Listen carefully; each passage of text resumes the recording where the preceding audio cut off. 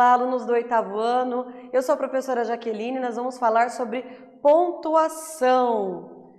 Vamos conhecer alguns sinais de pontuação, reconhecer o efeito de sentido decorrente do uso da pontuação e de outras notações. Vamos escrever obedecendo às convenções da língua escrita. Como exemplo, a gente tem essa frasezinha aqui, ó. Vamos perder nada, foi resolvido. Vamos perder, vírgula, nada foi resolvido. Nesse caso aqui, a gente pode perceber que nessas duas frases ficou totalmente diferente, só trocando a vírgula de lugar. Então, quando ali em cima ele disse vamos perder nada, vírgula, foi resolvido, na de cima diz que nós não vamos perder. Já na de baixo diz vamos perder, vírgula, nada foi resolvido. Na de baixo diz que sim, nós vamos perder. Então, na de cima diz que não vamos perder e na de baixo diz que vamos perder. Ué, professora? Sim. Por conta da vírgula, onde foi posicionada a vírgula, a gente viu que mudou completamente o sentido da oração. Percebeu no exemplo acima a diferença que a posição da vírgula faz? Então, nesta aula, a gente vai estudar o uso da vírgula e a importância que uma vírgula fora de lugar pode ter para a tua vida, tá? Uma pontuação equivocada pode alterar gravemente o sentido da nossa comunicação. Vamos observar o poder da vírgula? Até mesmo na matemática, a vírgula tem muito poder, né, gente? Que uma vírgulazinha posta fora de um lugar pode transformar R$20 em R$200. Ou transformar 200 em 20, né? Então, a vírgula tem muita importância no nosso dia a dia. Ah, mas é só uma vírgula fora do lugar. Será que só uma vírgula fora do lugar não faz nada mesmo? Ah, mas eu só errei isso aqui. Só errei essa vírgula. Será que só essa vírgula errada não é nada mesmo? É sim, muda muita coisa. Então você tem que começar a prestar atenção na pontuação quando você for escrever, tá? Vamos comparar essas duas situações. Situação 1. Esse, vírgula, juiz é corrupto. Esse juiz é corrupto. Na primeira situação, a gente tem alguém fazendo uma declaração para o juiz. No caso, esse juiz é corrupto. Então, vamos supor, eu estou conversando com o juiz. Esse aqui, juiz, é corrupto. Então, o juiz está ali. Eu estou conversando com o juiz. Só que eu estou falando sobre uma outra pessoa que está para cá. Eu digo, esse juiz é corrupto. Eu estou contando para o juiz, como vocativo, que aquela pessoa é corrupta. Né? Esse é o primeiro caso. No segundo, quando não tem a vírgula, eu digo, esse juiz é corrupto. Daí não tem a vírgula. Então, mudou completamente. Então, na primeira, alguém fazendo declaração ao juiz sobre outra pessoa. Na segunda, eu tenho alguém afirmando que o juiz é corrupto. Perceberam, então, que a vírgula trocada ali fez com que o sentido ficasse completamente diferente. Sinais de pontuação. A vírgula separa elementos de uma enumeração, separa vocativos e apóstrofos, separa orações intercaladas, separa adjuntas adverbiais no início e no meio da frase, separa expressões explicativas, indica elipse do verbo, isto é, supressão de um verbo subentendido. Nas datas, separa o nome do lugar. Então, eu vou pedir para vocês anotarem isso lá no caderno e já já eu volto.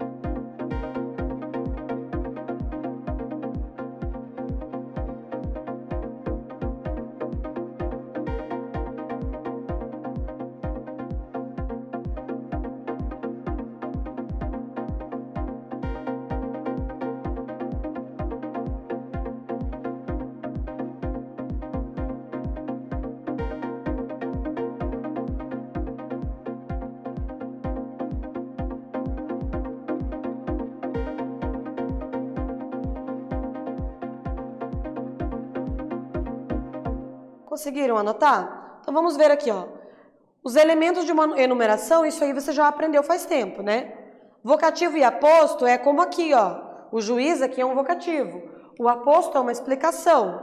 Orações intercaladas, adjuntos adverbiais, a gente vai vendo então, tá? Uso da vírgula em termos de oração. Então nós temos sujeito, verbo e complemento. A vírgula entre os termos não é permitido na ordem direta da frase. Então, não pode separar o sujeito do verbo diretamente. E o verbo do complemento diretamente também não pode separar. Professora, mas eu já vi várias vírgulas na frase. Eu acho que dá para separar assim. Não é bem assim. Então, eu não posso dizer assim, a professora, vírgula, entrou. Isso eu não posso fazer. Não pode. Tá? Eu só posso fazer esse tipo de separação se eu houver um vocativo. Por exemplo, professora, converse comigo, chamando alguém. Mas se eu estou declarando a respeito de um sujeito, a professora entrou, eu não posso separar sujeito de predicado. Jamais. Não se separa sujeito de predicado, tá? Para separar elementos formadores de um termo composto, por exemplo, trabalham aqui os professores Adriano, vírgula, Luiz e Carlos. Então, ali eu tenho um aposto especificativo. Eu tenho elementos, então, Adriano, vírgula, Luiz e Carlos. Eu não posso escrever Adriano e Luiz e Carlos. E também não posso colocar Adriano, vírgula, Luiz, vírgula, Carlos e ponto. Tenho que colocar Adriano, vírgula, Luiz e Carlos, tá? Se fossem 4 elementos, aí eu colocaria Adriano, vírgula, Luiz, vírgula, Carlos e Pedro.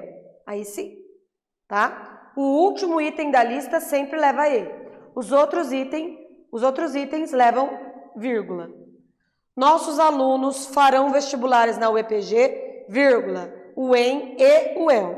Então, aqui eu tenho separado por vírgula, o último item da lista vem com E, tá? Isso você já tinha aprendido lá no ensino fundamental. Ah, professora, mas eu não sabia que era um aposto especificativo, eu não sabia que era um adjunto adverbial, não precisa saber. Você sabe que é uma lista. Quando tem lista, dando exemplos, dando nomes, uma lista de qualquer coisa. Eu gosto de feijão, arroz e carne. Ó, tem 3 itens na lista. Feijão, arroz e carne. No dia a dia a gente já usa isso. Feijão, vírgula, arroz e carne, tá? Mas agora se eu colocar feijão, vírgula, macarrão, vírgula, arroz, daí e carne. Então, 4 itens, 2 vírgulas e um E no final, tá? Pode ser 1000 itens. Aí você, não, 1000 itens não, porque não é viável, né? Mas pode ser vários itens. Mas aí você vai separando por vírgula, o último é com a letra E.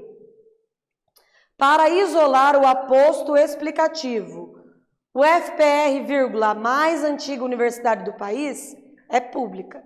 Nesse caso, a explicação vem entre vírgulas. Se eu falar, professora Jaqueline, aquela que dá aula na Aula Paraná, veio trabalhar hoje. Ó, o aquela que dá aulas na Aula Paraná é uma explicação, não é? Vem entre vírgulas, tá?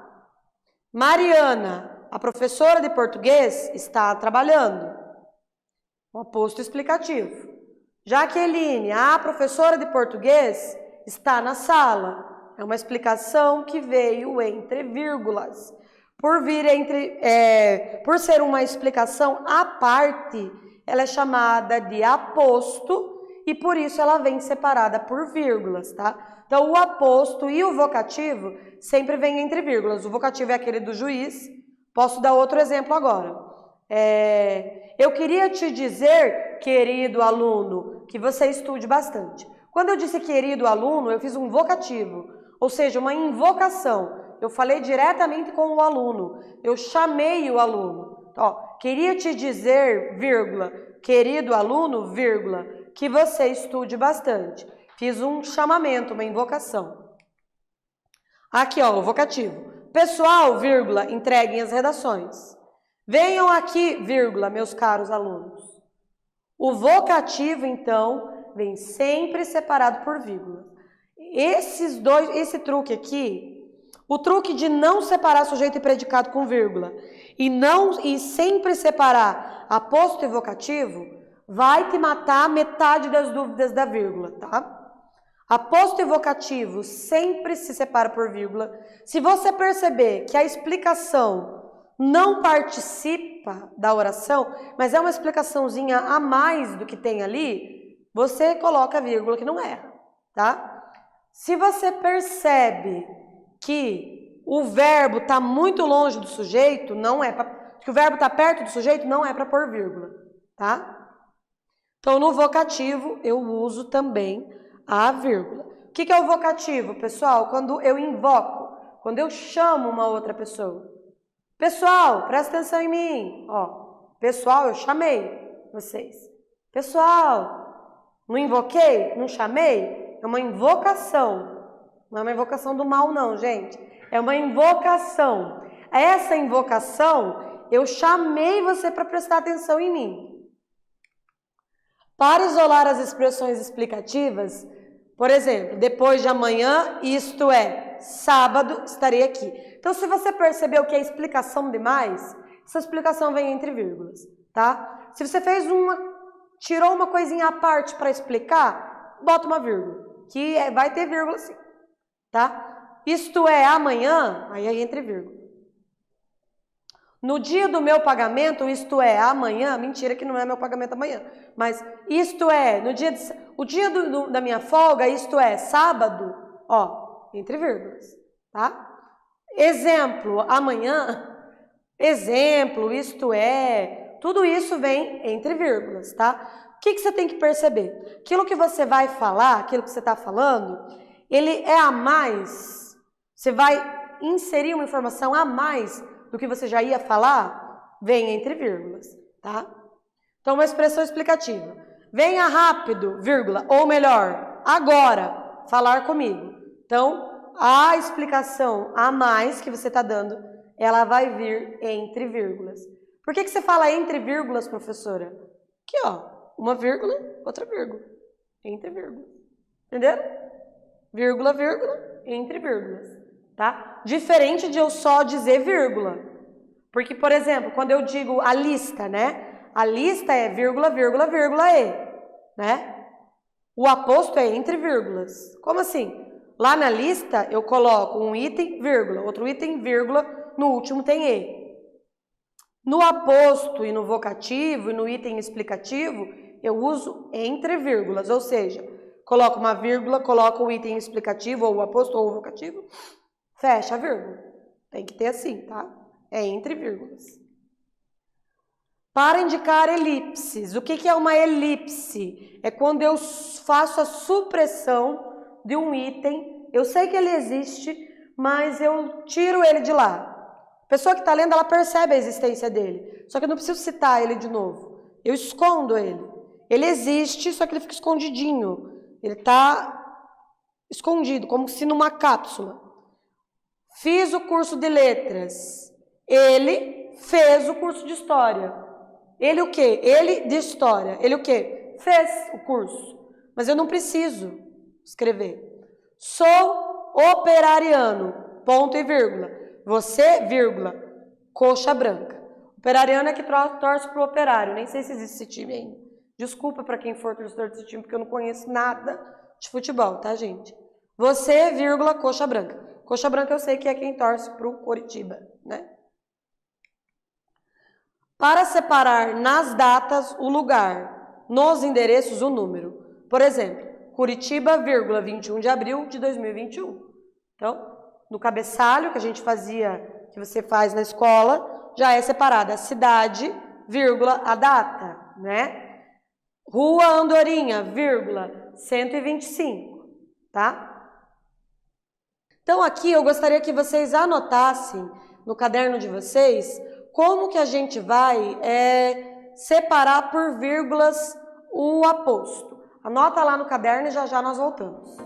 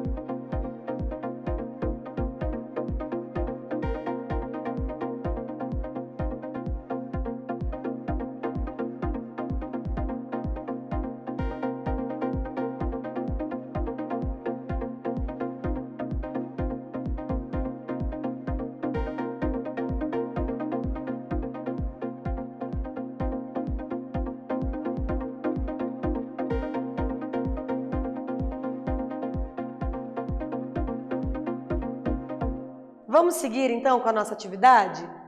A gente vai precisar dessa explicação que vocês anotaram para fazer o nosso exercício. Então essa é a nossa atividade de número 1. No Brasil, o cordel surgiu na segunda metade do século XIX e expandiu-se da Bahia ao Pará antes de alcançar os estados.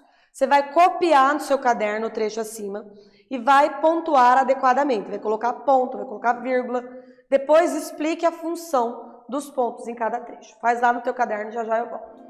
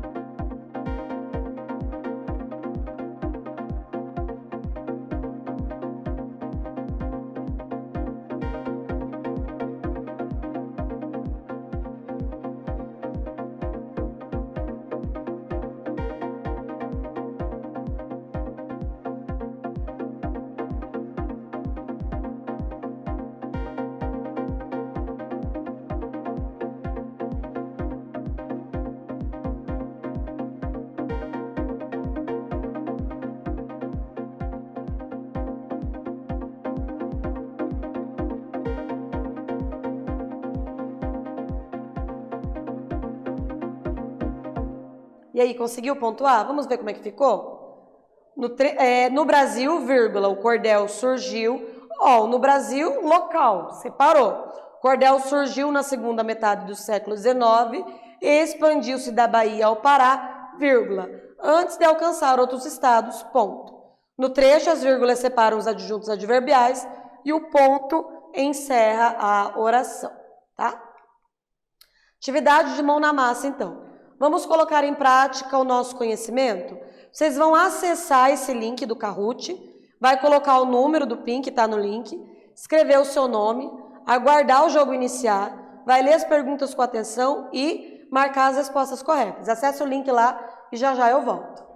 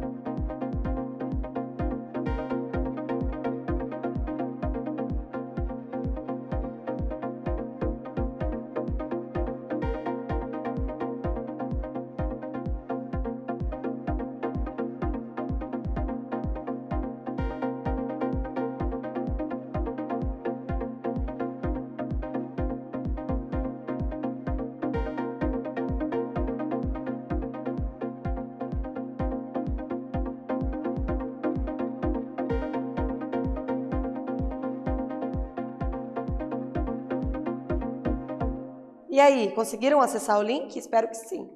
Então, nesta aula, nós aprendemos mais sobre a colocação da vírgula nas frases, orações e períodos.